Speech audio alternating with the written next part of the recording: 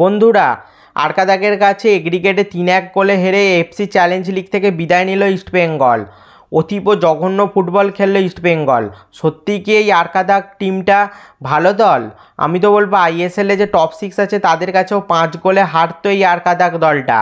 মোহনবাগানকে এই আরকাদাগকে 5 গোল দিত, এখন এই প্রশ্নটা উঠছে।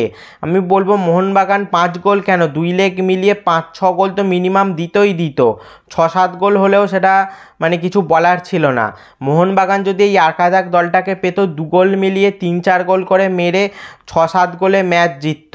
সেখানে ইস্টবেঙ্গল হারলো 3-1 গোলে। এই দোষটা কি কর্তাদের নয়? এই দোষটা কি কর্মকর্তাদের নয়? তারা কি সত্যিই মুখ ফিরিয়ে থাকতে পারে? আর কতদিন লাঞ্ছনা এভাবে সহ্য করতে হবে ইস্টবেঙ্গল সমর্থকদের? আর কত অপমান কাঁদবে ইস্টবেঙ্গল সমর্থকরা? এবার তো সময় এসেছে।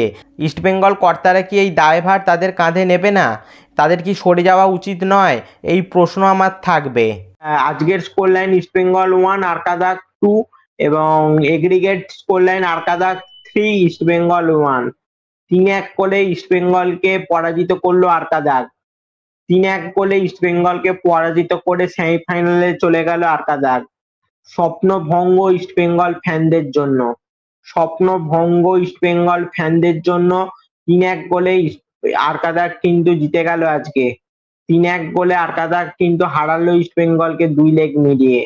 স্বপ্নভঙ্গ হলো ইস্টবেঙ্গল ফ্যানদের। হার্ট ব্রেক আবারও ইস্টবেঙ্গল ফ্যানদের। আইএসএল এর পর এফসির মঞ্চেও ব্যর্থ ইস্টবেঙ্গল। ব্যর্থতা যেন ইস্টবেঙ্গলের পিছু ছাড়ছে না। এই আরকাদাগ টিমটা কিন্তু আমাদের আইএসএল এর টপ 6 যে টিম আছে তার থেকেও জঘন্য ফুটবল খেলছে এই আরকাদাগ টিমটা। এদের কোয়ালিটি কিন্তু আমাদের আইএসএল এর টপ 6 টিমের থেকেও বেকার। তো তার কাছে কিন্তু 3-1 গোলে হারলো। গোটা ম্যাচে আরকাদাগ সেরকম কিছুই করতে পারেনি, কিন্তু লাস্টের দিকে এসে একটা পেনাল্টি থেকে গোল করে দিল আর একটা ফিল্ড গোল করেছে আরকাদাগ, যেটাতে ইস্টবেঙ্গলের ফুটবলাররা সব উপরের দিকে উঠে গেছিল, যে কারণে আরকাদাগের সুবিধা হয়েছে, কাউন্টার অ্যাটাকে গোল তুলে নিয়েছে। ওপেন ছিল পুরো, ফিল্ড পুরো ওপেন ছিল, সেখান থেকে গোল করে দিয়েছে আরকাদাগ। তো জঘন্য জঘন্য প্যাথেটিক পারফরমেন্স ইস্টবেঙ্গলের জন্য এবং ইস্টবেঙ্গল ক্লাবের জন্য। এত বছরের একটা ক্লাব, ঐতিহাসিক ক্লাব, এত সমর্থক, তাদের কিন্তু এইভাবে খেলাটা মানা যায় না। এফসির মঞ্চ, ভারতের হয়ে প্রতিনিধিত্ব করছিল ইস্টবেঙ্গল, যেখানে ইন্ডিয়ার মান সম্মান জড়িত, সেখানে কিন্তু ইন্ডিয়াকে ডোবালো আবারও ইস্টবেঙ্গল। ইন্ডিয়াকে কিন্তু ডুবিয়ে ছাড়লো ইস্টবেঙ্গল। তুর্কমেনিস্তানের ক্লাব আরকাদাগের কাছে 3-1 গোলে 2 লেগ মিলিয়ে হারলো ইস্টবেঙ্গল। তুর্কমেনিস্তানের ক্লাবের কাছে আরকাদাগের কাছে কিন্তু 3-1 গোলে এগ্রিগেট মিলিয়ে হারলো ইস্টবেঙ্গল। হেরে কিন্তু এফসি থেকে বিদায় নিল ইস্টবেঙ্গল। তো জঘন্য ফুটবল খেলেছে ইস্টবেঙ্গল। মেসি বাউলের গোল ছাড়া আজকের ম্যাচে ইস্টবেঙ্গলের হয়ে বলার মতো আর কিছুই ছিল না। 10 জনে সেকেন্ড হাফে হয়ে যায়। রিচার্ড সেলিস, অতীব জঘন্য রিচার্ড সেলিস, খুঁজে পাওয়া যায়নি। দূরবীন দিয়েও রিচার্ড সেলিসকে খুঁজে পাওয়া যায়নি। আর দিমিত্রিয়াস ডায়মন্ডেকস জঘন্য।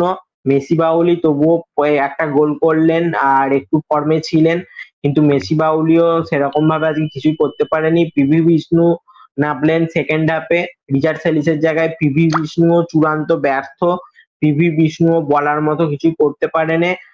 ওভারহাইপড বলবো আমি পিভি বিষ্ণু এই মুহূর্তে। লাস্ট 4-5টা ম্যাচে একটুও পারফরমেন্স দিতে পারে না। প্রথমে মিডিলের দিকে 2-3টে ম্যাচ ভালো খেলেছিল বিষ্ণু আর রিচার্ড সেলিস, পায়ের কাজ দেখিয়েছিল, কিন্তু তারপর থেকে রিচার্ড সেলিস আর পিভি বিষ্ণু চূড়ান্ত ব্যর্থ। সাথে ডিয়ামন্টেকস তো পুরো হোল সিজন জুড়ে ব্যর্থতা মাথায় নিয়ে বেড়াচ্ছে ডিয়ামন্টেকস, দিমিত্রিয়াস ডিয়ামন্টেকস। তো এক কথায় বলবো প্যাথেটিক প্যাথেটিক প্যাথেটিক ফুটবল ইস্টবেঙ্গলের। East Bengal 1 আরকাদাগ 3 full time score line.